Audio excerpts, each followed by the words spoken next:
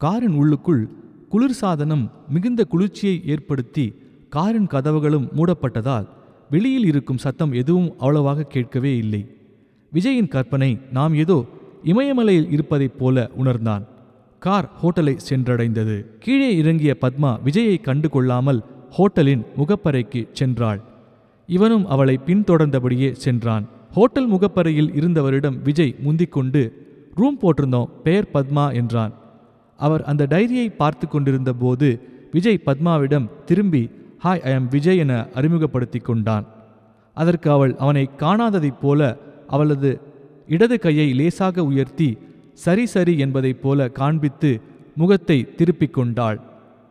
அவளுடைய இந்த செய்கையைக் கண்டு மிகுந்த அதிர்ச்சியடைந்து மனம் நொறுங்கிப் போனான். பின்பு இதற்கு மேல் நமக்கு மரியாதை இல்லை என நினைத்து ஹோட்டலில் இருந்து வெளியேறினான். காரில் சென்றதும் கோபமாக ராகவின் அலைபேசிக்கு அழைத்தான். டே, என்னை ஏன்டா அவளை கூட்ட போக சொன்ன? என்னமோ என்னை தெரியவே தெரியாதது போல ரொம்ப தான் சீன் போடுறா. அவன் நடிகையாதானே ஆயிட்டா, அவள் ஒன்றும் கடவுள் ஆகலையே என்று பொறுமினான். அதை கேட்டதும் உள்ளூர சந்தோஷமடைந்த ராகவ், விடுங்க விஜய், இன்னைக்கு அவள் பெரிய ஸ்டார், அவள் எல்லாம் உங்களை எப்படி ஞாபகம் வச்சுட்டு இருக்க போறா? என்னமோ நீங்கள் தான் சொல்கிறீங்க அவளுக்கு உங்களை நல்லா தெரியும்னு என்று விஜயை நக்கலடித்தான்.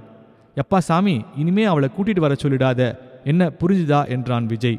அடுத்த நாள் காலை ராகவின் உதவியாளர்கள் ஸ்ரீனி மற்றும் கிருஷ்ணா சற்று பரபரப்பாக தயாராகி கொண்டிருந்தனர். இவர்களை கண்டதும், என்ன ஸ்ரீனி, ராகவ் கிளம்பியாச்சா? அதான் டிராவல்ஸ் வண்டி வந்து இருக்குமே என்றதற்கு, அதை ஏன் சார் கேட்குறீங்க, அவர் இன்னும் தூங்கிட்டு இருக்கார் என்றனர். என்னையா சொல்றீங்க, இன்னும் தூங்கிட்டு இருக்காரா என்றபடி கோபமாக ராகவின் அலைபேசிக்கு அழைத்தான். ஆனால் அலைபேசி எடுக்கப்படவில்லை. மறுமுறை அழைத்தும் எடுக்கப்படாததால் ராகவின் வீட்டிற்கே சென்று பார்த்துவிடலாமா என யோசித்து கொண்டிருந்தான். அப்போது நவாஸிடமிருந்து அழைப்பு ஒலித்தது. என்ன விஜய், இந்த பையன் ராகவுக்கு ஃபோன் போட்டுட்டே இருக்கேன், எடுக்கவே மாட்டேங்கிறான், என்ன விளையாடுறானா? அங்கே லொக்கேஷனுக்கு லைட்மேன் ஜெனரேட்டர் ஆட்கள் எல்லாம் வந்து இறங்கிட்டதா என் உதவியாளர் அரவிந்த் இப்போதான் அங்கிருந்தபடி எனக்கு ஃபோன் பண்ணா என்று பேசிக்கொண்டிருந்த போதே பின்னால் ராகவ் அழைப்பதை கண்டான். சார், அவன்தான் எனக்கு கூப்பிடுறான், என்னன்னு கேட்டுட்டு உங்கள் லைனுக்கு வரேன் என்றான். உடனடியாக ராகவின் அழைப்பை எடுத்த விஜய், டே, என்னடா பண்ணிட்டு இருக்க? நானும் நவாஸும் மாறி மாறி உனக்கு ஃபோன் போட்டுட்டே இருக்கோம், என்ன விளையாடுறியா என்றதற்கு, கோச்சிக்காதுங்க விஜய், நைட் நம்ம பாட்டு எப்படி எடுக்கிறதுன்னு யோசிச்சு சீன் பிரிச்சுட்டு இருந்தேன். கிட்டத்தட்ட காலையில் 4 மணிக்கு தான் தூங்கினேன், அதான் கொஞ்சம் லேட் ஆயிடுச்சு, ஒரு 10 நிமிஷத்தில் ரெடி ஆயிடுறேன், நவாஸ் சார்கிட்டையும் சொல்லிடுங்க, அங்கே தான் வந்துட்டு இருக்கேன்னு என்றதை கேட்டதும் ஏதோ செய் என்றபடி அலைபேசியை துண்டித்தான். ஸ்ரீனி விஜயிடம், சார், யூனிட்ல இருக்கிறவங்க எல்லாம் வந்துட்டாங்க, சாப்பாடு வேற சொல்லி இருக்கோம், அதுவும் இல்லாமல் அந்த ஹீரோ கேரக்டர் பையன் வடபழனியில் நிற்கிறதா இப்போ தான் ஃபோன் பண்ணா, நாங்கள் இன்னொரு காரில் அந்த பையனையும் கூட்டிட்டு லொக்கேஷன் போயிடுறோம், நான் அங்கே சீக்கிரம் போனாதான் அங்கே இருக்கவங்களுக்கு சாப்பாடு ஏற்பாடு பண்ண முடியும் என்றான். அதனால் இவர்கள் அனைவரும் வேறொரு காரில் கிளம்பினர். ஸ்ரீனி கிளம்பும்போது, சார், பத்மா மேடத்துக்கு கார் என்றபடி இழுத்தான்.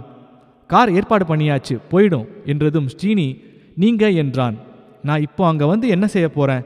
வேடிக்கை தான் பார்க்கணும் ஸ்ரீனி, இந்த 10,000 ரூபா பணத்தை எதுக்கும் வச்சுக்கோங்க, அங்கே முக்கியமான தேவைகளுக்கு பணம் கொடுக்க வேண்டி வந்தால் கொடுங்க, நான் பணம் ஏற்பாடு பண்ணிட்டு தான் அங்கே வருவேன், நான் வர வரைக்கும் எல்லாம் காத்துட்ருக்க வேண்டாம், நவாஸ்கிட்ட சொல்லி படப்பிடிப்பை சீக்கிரம் துவங்கிடுங்க, நான் பின்னாடியே வந்துட்டு இருக்கேன்னு மட்டும் சொல்லுங்க என்றான். இவர்கள் அனைவரும் சென்றதும் அத்தையின் அலுவலகத்தை அழைத்தான். பணத்தை அங்கு வந்து பெற்றுக்கொள்ளுமாறு அத்தை தெரிவித்தாள். அங்கே சென்று பணத்தை பெற்றுக்கொண்ட பின் நண்பன் குமாரை அழைத்தான். அதற்கு குமார், நான் பணத்தை எங்கள் அப்பா கிட்ட கொடுத்து வச்சிருக்கேன், அதான் ஒரு 12 மணியை போல அவரோட அரிசி கடைக்கு வர சொல்லி இருக்கார். அப்படியா குமார், சரி சரி, நான் இப்போ உங்கள் வீட்டுக்கு வந்துடுறேன், அங்கேருந்து 2 பேரும் ஒன்றா கடைக்கு போயிடுவோம், அப்பாவுக்கு தெரியுமா எனக்கு பணம் கொடுக்கறது என்றதற்கு, தெரியுமே என்றான். ஒன்றும் சொல்லலையாடா என்றதற்கு, சொன்னேன், அதான் நீ ஒரு படப்பிடிப்பு நடத்துறதுக்கு பணம் தேவைப்படுதுன்னு சொன்னேன், அதற்கு அவரும் நம்ம விஜய் தானே கொடுன்னு சொன்னார் என்றான்.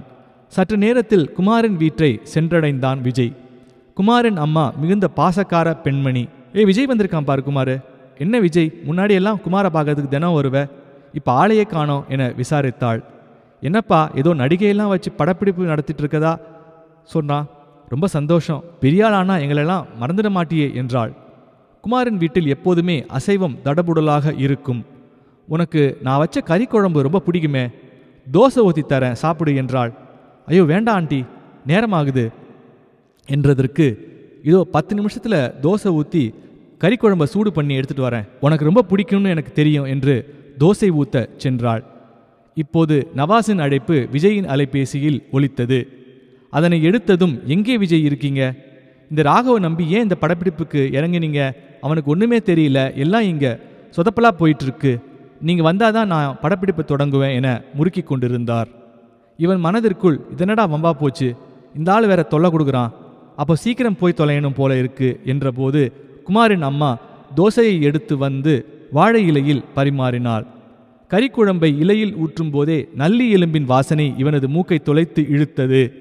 அதனை சாப்பிடத் தொடங்கிய இவன் அதன் ருசியில் எப்போது அவை உள்ளே போனது என்பதே தெரியாது இலையிலிருந்து எழுந்தான். பின்பு, டே குமார், நம்ம சீக்கிரம் கிளம்பி ஆகணும், அங்கே பயங்கர பிரச்சனை போயிட்டுருக்கு, நம்ம அங்கே போனாதான் படப்பிடிப்பே தொடங்குவேங்கிறான் அந்த ஒளிப்பதிவாளர் என்றான்.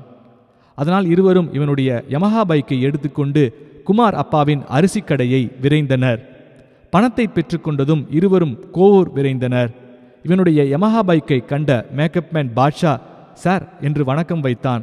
பின்பு நடுவில் ஒரு பாட்டி நின்று கொண்டு படப்பிடிப்பு நடைபெறும் வீட்டை பார்த்து கொண்டிருந்தாள்.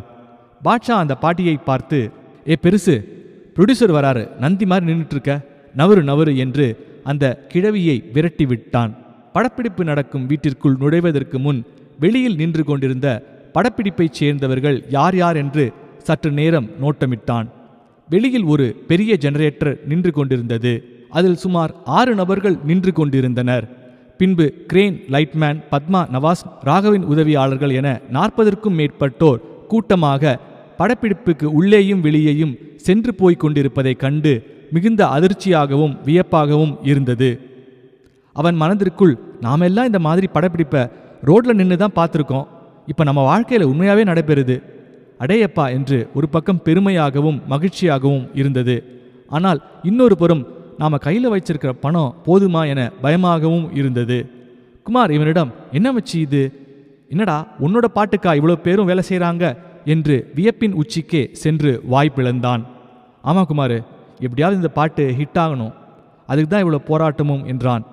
இவன் உள்ளே சென்றதும் இவனை கண்ட நவாஸ், வாங்க விஜய், நான் இந்த படப்பிடிப்பு நடத்துறதுக்கு கேட்ட ஒன்றுமே கிடைக்கல என்று கடிந்து கொண்டார்.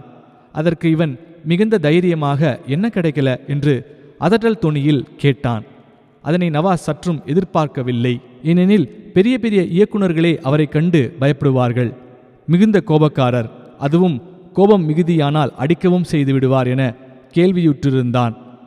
நான் தான் நீங்கள் கேட்டது எல்லாமே ஏற்பாடு பண்ணி கொடுத்துட்டேனே, அப்புறம் என்ன உங்களுக்கு கிடைக்கலன்னு சொல்கிறீங்க என்று விஜய் கேட்டதற்கு, இல்லை உங்களை ஒன்றும் குறை சொல்லலை, ராகவிடம் பத்மா கதாபாத்திரம், அணிய வேண்டிய உடை, நிறம் மற்றும் ஆபரணங்கள் எல்லாம் சொல்லியிருந்தேன். ஆனால் நான் சொன்னது போல அவை இல்லாமல் இப்போது வேறேதோ உன்னை கொண்டு வந்து இருக்காங்க என்றார். அதற்கு அவன், சார் நான் இதையெல்லாம் வாங்கிக்க சொல்லி ராகவிட்ட பணம் கொடுத்துட்டேன், ஆனால் அவள் அதை சரியாக வாங்கியிருக்கணும், அதற்கு நான் பொறுப்பாக முடியாது என்று அவரை கடிந்து கொண்டான். மேலும் அவர் தொடர்ந்து ராகவோட உதவியாளர்களுக்கு கிளாப் போர்டு கூட அடிக்க தெரியல என்றார். அதற்கும் அவன், சார் நீங்கள் சினிமாவில் பழுத்தவர், ஆனால் அவங்க எல்லாம் இப்போ தான் சினிமாவை கற்றுக்குறாங்க, நீங்கள் தான் கொஞ்சம் அட்ஜஸ்ட் பண்ணிக்கணும் என்று பொறுமையாக எடுத்துரைத்தான். அதை கேட்டதும் சற்று அமைதியானார். இவை நடந்த கலேபரங்களில் பத்மாவையே மறந்து போயிருந்தான். பின்பு விஜய் அங்கிருந்து வெளியே கிளம்ப முற்பட்ட போது, எங்கே கிளம்புறீங்க என்றார் நவாஸ். வெளியில் கொஞ்சம் வேலைகள் இருக்கு என்றதற்கு, நாங்கள் படம் பிடிக்கிறத பாருங்க என்று அங்கிருந்த ஒருவரை அழைத்து, சார் உட்கார்றதுக்கு சேர் போடுங்க என்றார். இப்போது இவர்கள் இருவரும் பேசிக்கொண்டிருந்ததை சற்று தூரத்திலிருந்து ஒரு உருவம் வெகுநேரமாக கவனித்து கொண்டே இருப்பதை இவனால் உணர முடிந்தது. யார் நம்மளை இப்படி வெறிச்சு பார்த்துட்டே இருக்கா என்று இவன் தலையை அந்த உருவத்தின் திசையை நோக்கி திரும்பிய போது பத்மா நின்று கொண்டு வெகுநேரமாக இவனையே பார்த்து கொண்டிருந்ததை இவனால் உணர முடிந்தது. இவன் அவளை பார்த்ததும் சடாரென பார்க்காததைப் போல அவளுடைய பார்வையை மாற்றிக்கொண்டாள். இவனுடைய மனதிற்குள், என்ன இந்த பொண்ணு நம்மளை இந்த பார்வை பார்க்கிறா என்றபடி இவனுடைய உள்ளுணர்வு அவள் இவனை மிகவும் விரும்புவதாக தெரிவித்தது. இயல்பிலேயே உள்ளுணர்வு அறிவு இவனுக்கு மிகவும் நிறைந்திருந்ததால் அது சரியே என தீர்மானித்தான். நவாஸ் பத்மாவை பார்த்து, தயாரா என்றார். அவளும் நான் எப்போதோ ரெடி என்றாள். இவர்கள் படம் பிடிப்பதை பார்ப்பதற்கு தோதாக இவனுக்கு அங்கு இருக்கை போடப்பட்டது. இவன் அவள் நடிப்பதை பார்க்கப் போகிறான் என்றதும் அவள் முகத்தில் ஏக சந்தோஷம் தாண்டவமாடியது. இப்போது படப்பிடிப்பை எடுக்க துவங்கினர். இவன் அவளுக்கு எதிரே அமர்ந்திருந்தான். அவனை கண்டு கொள்ளாதைப் போல படப்பிடிப்பில் கவனத்தை செலுத்திக் கொண்டிருந்தாள். சற்று நேரத்திற்கு பின் ஒரு தூணில் சாய்ந்து நின்று கொண்டு அவளுடைய உதவியாளர் சித்ராவை அங்கிருந்தபடி அழைத்தாள். இங்க வா, என் புடவை கழண்டு விழுந்துடும் போல இருக்கு, கொஞ்சம் வந்து இதை சரி பண்ணு என்று சித்ராவை அழைத்தாள். உடனே நவாஸ் பிரேக் என்றார். அங்கிருந்த அனைவரும் கலைந்து வெளியே டீ அருந்த சென்றனர். பின்பு பத்மாவும் சித்ராவும் மட்டுமே அங்கிருந்தனர். சித்ரா அவள் அருகே புடவையை சரி செய்ய சென்றபோது, நீ இங்க வர வேண்டாம், நானே அங்க வரேன் என்று தெரிவித்தாள். பின்பு விஜய் இருக்கும் திசைக்கு அருகில் வருவதாக தெரிந்தது. இப்போது விஜயும் அங்கு அவனுக்கு அருகில் வரப்போவதாக உணர்ந்தான். பத்மா அவளுடைய அரைக்காலுக்கு ஒரு அங்கி அணிந்து அதன் மேலே புடவையை கட்டியிருந்தாள். புடவையில் மிகுந்த அழகாக தெரிந்தாள்.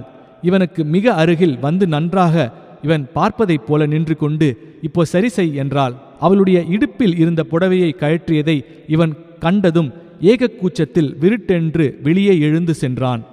இவன் வெளியே எழுந்து செல்வதை கண்ட அவளுடைய ஓரப்பார்வையில் அவனை பார்த்தபடியே லேசாக சிரித்தாள். ஆனால் அவளுடைய இந்நடவடிக்கையால் விஜய் ஏக எரிச்சல் அடைந்தான். என்ன பொண்ணு இவ, கொஞ்சம் கூட வெக்கமே இல்லை, ஒரு ஆம்பளை உட்கார்ந்திருக்கேன், எனக்கு முன்னாடி வந்து புடவை அவுக்குறா, கருமம் என கடிந்து கொண்டான். சற்று நேரத்தில் நவாஸ் இவனிடம், நான் படப்பிடிப்புக்கு புறாக்கள் எல்லாம் கேட்டேனே, என்னாச்சு என்றார். வந்துடும் சார், கொண்டு வர சொல்லியிருக்கேன் என்றான். இவனுடைய நண்பர்கள் குமாரும் வினுவும் சாலிகிராமத்திற்கு சென்று ஒரு பெரிய கூடை முழுவதும் 20க்கும் மேற்பட்ட புறாக்களை நிரப்பிக்கொண்டு வந்தார்கள்.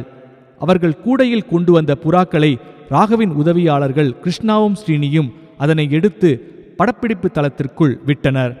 இப்போது புறாக்கள் புர் புர் என்று அங்குமெங்கும் அலையத் தொடங்கின. அதனை கண்டதும் நவாஸ் ஏக சந்தோஷம் அடைந்தார். விஜய் அவர்கள் இருவரிடமும், எங்க மச்சி பிடிச்சிங்க இந்த புறாவை, சரி போய் ஒரு தம்ம போடுவோம் வாங்க என்றபடி படப்பிடிப்பு நடந்து கொண்டிருந்த வீட்டின் பின்னால் சென்றார்கள். அங்கு வந்த ஸ்ரீனி இவர்களிடம், சார், இரவு உணவு மெனு என்ன சாப்பிட்றீங்க என்றபடி ஒரு வெள்ளைத்தாளை கையில் வைத்திருந்தான். என்ன ஸ்ரீனி, நான் என்ன விருந்தாளியா, ஏதாவது சொல்லுங்க என்றபடி அவன் கையில் வைத்திருந்த வெள்ளைத்தாளை வாங்கி பார்த்தான். அதில் பத்மா என்று பெயர் போடப்பட்டிருந்தது. அதற்கு நேராக 2 ஊத்தாப்பம், 2 சப்பாத்தி, ஆரஞ்சு ஜூஸ் என்று எழுதப்பட்டிருந்தது. இது முக்கியமான ஆளுங்களுக்கு மட்டும் குறிச்சுக்கிறேன் என்றான். ஓ, அப்போ உங்க இயக்குனருக்கு என்னன்னு கேட்டீங்களா என்றபடி நக்கலடித்தான். அவரை விடுங்க சார், அவரை எதை கொடுத்தாலும் சாப்பிடுவார், அவரை போய் வேற கேட்டுக்கிட்டு என்று சலித்து கொண்டான். நீங்க என்னடா சாப்பிட்றீங்க என்றபடி அவனுடைய நண்பர்களை விஜய் கேட்டான். அதற்கு அவர்கள் கிளம்புவதாக தெரிவித்தனர். அவனுடைய நண்பர்கள் கிளம்பியதும் படப்பிடிப்பு தளத்திற்குள் சென்றான். இப்போது மணி சுமார் 8 ஆகியிருந்தது. நவாஸ் இவனை கண்டதும், விஜய் ஒரு 300 ரூபா கொடுங்க என்றார். அதை கேட்டதுமே மது வாங்கி வரதான் பணம் கேட்கிறார் என்பதை உணர்ந்தான். பாக்கெட்டிலிருந்து பர்ஸை வெளியே எடுத்தபோது இவனுடைய பர்ஸில் பணம் வைக்க முடியாத அளவிற்கு பிதுங்கிக் கொண்டு இருந்தது. இவனுடைய பர்ஸை பத்மாவும் அங்கிருந்தபடியே கவனித்தாள். நவாஸும் இவனிடம், ஏன் இப்படி பணத்தை முழுசா பர்ஸில் வச்சிருக்கீங்க என்றார். அதிலிருந்து 300 ரூபாய் எடுத்து அவரிடம் கொடுத்ததும் அவர் அங்கிருந்த புரொடக்ஷன் யூனிட்டில் ஒருவரை அழைத்து மொனமொனவென்று ஏதோ தெரிவித்தார்.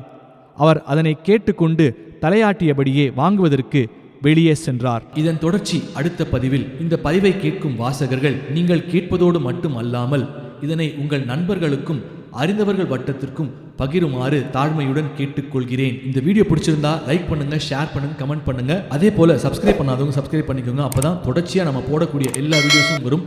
அடுத்த பதிவில் சந்திப்போம். நன்றி, வணக்கம்.